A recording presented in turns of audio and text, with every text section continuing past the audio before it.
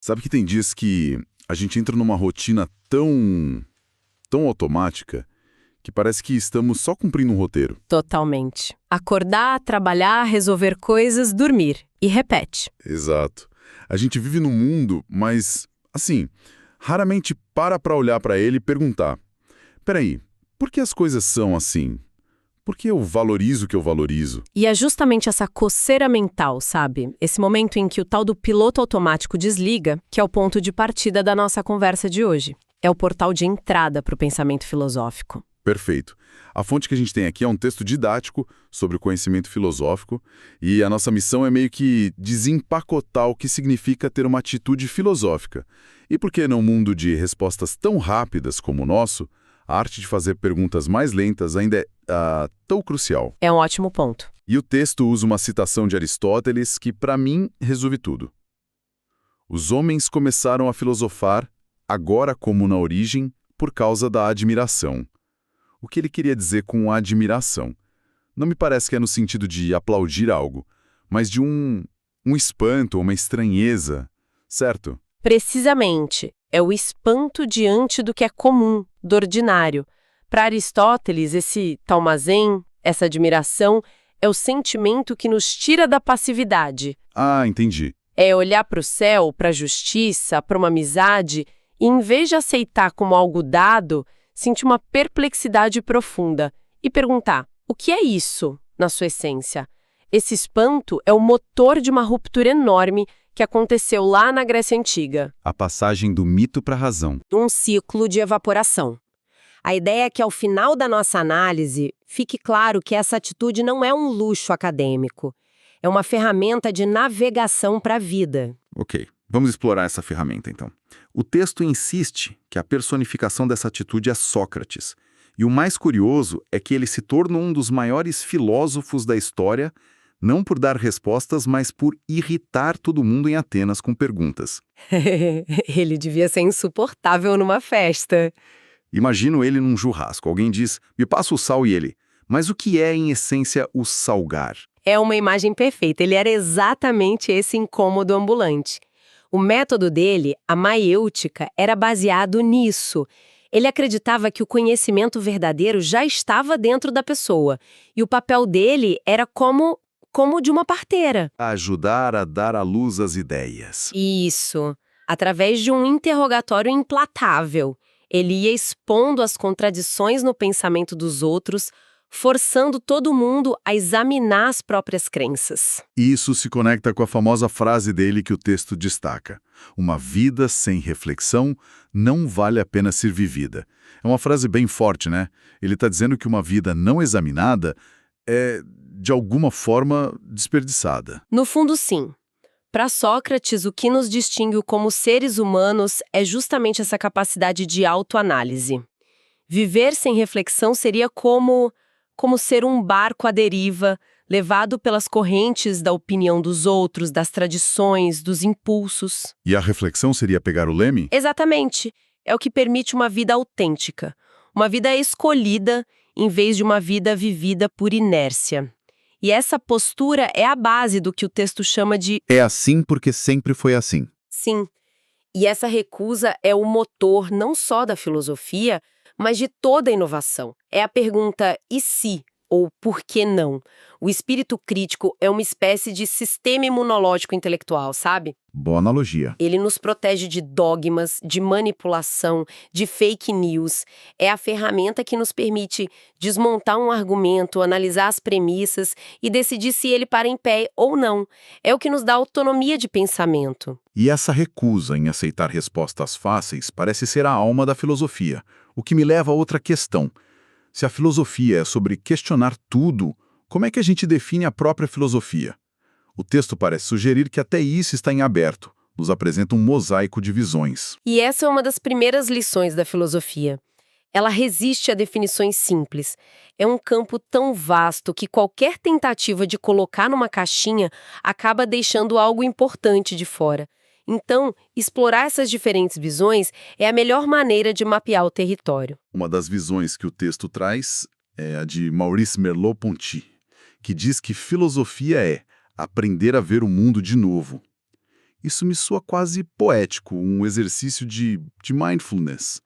Tirar o véu do hábito para reencontrar aquele espanto do começo. Exato. É sobre desautomatizar o olhar.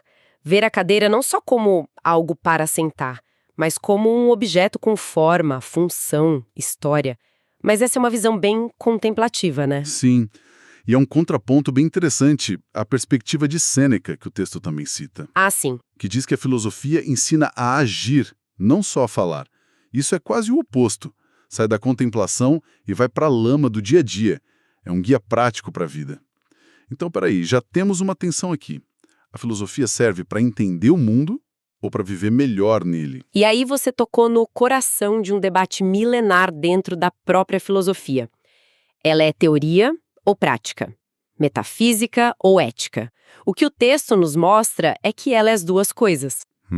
O Bertrand Russell, por exemplo, a coloca na fronteira do conhecimento.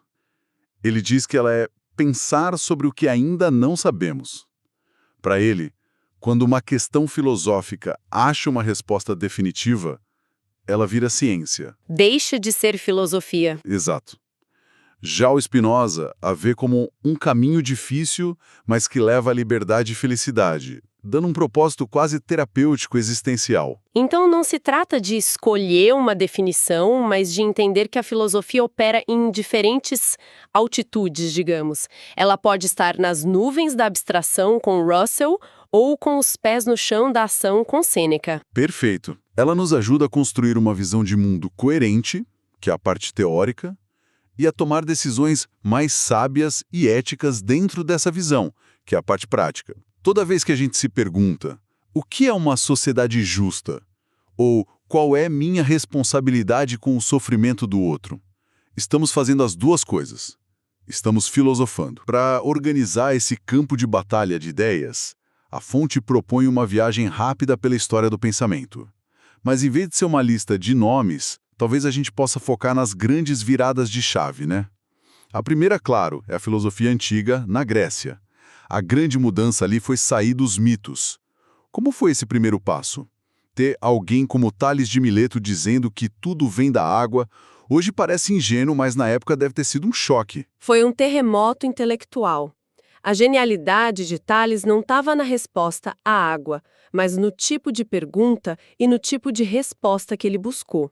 Pela primeira vez, alguém tentou explicar a totalidade do real com um princípio natural, observável. Algo que qualquer um podia ver e tocar. Isso, ele tirou os deuses da equação. Mesmo estando errada no conteúdo, a forma, o método estava revolucionariamente certo. Foi o nascimento do pensamento racional e científico no Ocidente.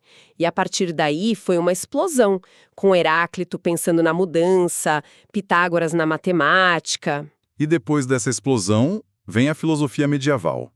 A sensação que dá é que o pêndulo muda de direção. A razão, que tinha acabado de se libertar dos deuses, agora se volta para eles, com figuras como Santo Agostinho e Tomás de Aquino usando a lógica para provar a existência de Deus. Parece quase um passo atrás. É uma interpretação comum, mas talvez um pouco injusta. Para eles, não era um passo atrás, mas uma síntese. Eles não abandonaram a razão grega, pelo contrário, eles a veneravam. O que eles fizeram foi tentar harmonizar essa razão com a fé cristã, que era o pilar do mundo deles. Entendi. A grande questão medieval era como fé e razão podem coexistir. Elas se opõem ou se complementam. Para Tomás de Aquino, por exemplo, a razão podia nos levar até certo ponto, provar que existe um primeiro motor para o universo, mas a partir dali, só a revelação da fé poderia nos guiar. Foi um esforço monumental para criar um sistema que integrasse tudo, do grão de areia a Deus. E dessa tentativa de síntese, a gente salta para a filosofia moderna, com o iluminismo. Aí o pêndulo volta com força total para a razão. É a era de René Descartes e seu penso logo existo. Essa frase parece colocar o indivíduo e sua mente no centro de tudo, né? Uma confiança radical no poder do pensamento. É grande virada da modernidade. A autoridade para o conhecimento não vem mais da tradição, da igreja, de um livro sagrado. Vem do próprio sujeito que pensa.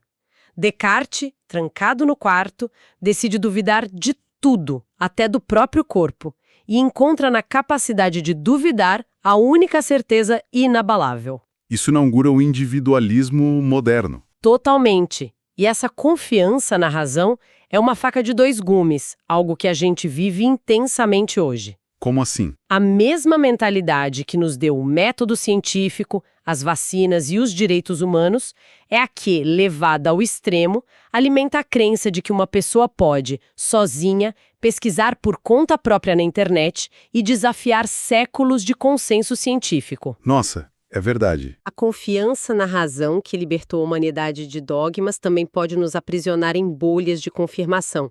A faca de Descartes corta para os dois lados. É a era de Voltaire usando essa mesma razão para atacar a tirania e defender a liberdade de expressão, mostrando o potencial político e libertador desse novo modo de pensar. E chegamos na filosofia contemporânea, que parece lidar com as consequências, com os destroços dessa modernidade. O texto cita nomes pesados.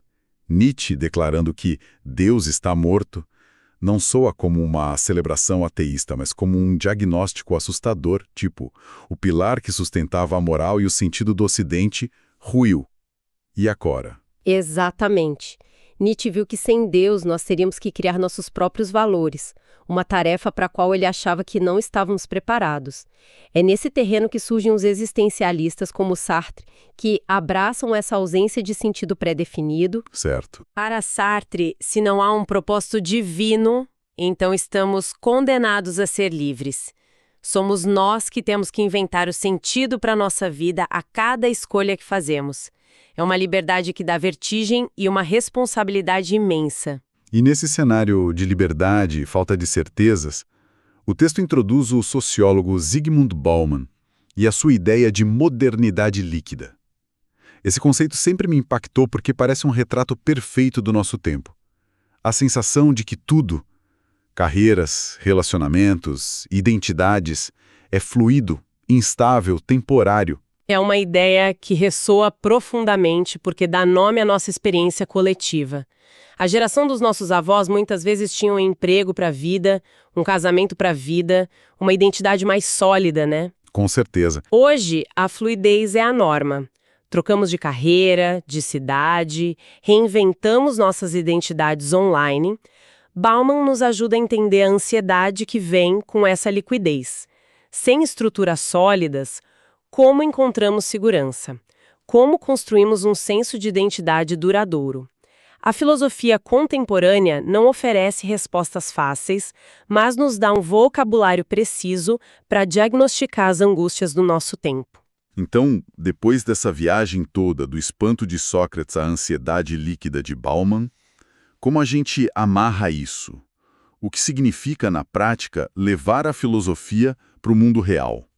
O texto diz que ela nos ajuda a pensar com mais clareza, a questionar o senso comum e a formar opiniões mais sólidas.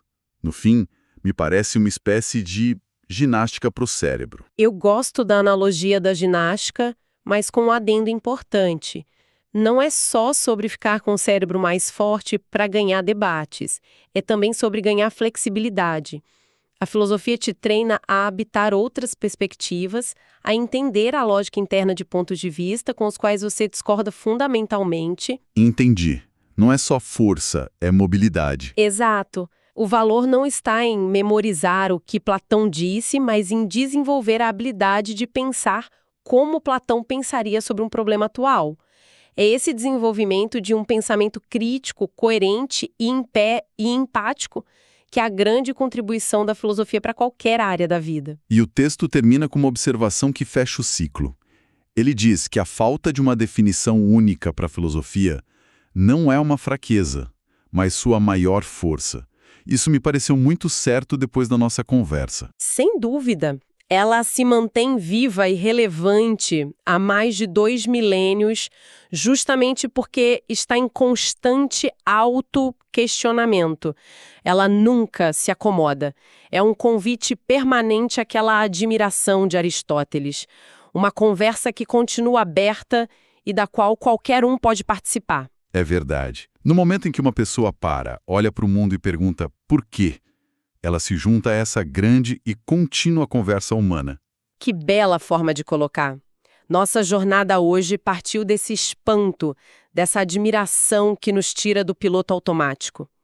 Viajamos pelas múltiplas faces da filosofia, a teórica, a prática, a existencial, percorremos as grandes transformações do pensamento e chegamos na sua aplicação como uma ferramenta para navegar um mundo cada vez mais complexo. Do espanto à flexibilidade mental. Uma jornada e tanto, com certeza. E para fechar, fica uma reflexão que conecta as pontas do que a gente discutiu. Vimos que a filosofia nasceu da admiração, do espanto com um mundo que parecia sólido e misterioso. E terminamos com Bauman, que descreve nosso mundo atual como líquido, onde as certezas e as estruturas se dissolvem. A questão que fica é, nesse mundo líquido, a capacidade de se espantar e de questionar se torna um luxo dispensável ou a única ferramenta que temos para tentar encontrar algum tipo de solo firme para as nossas vidas?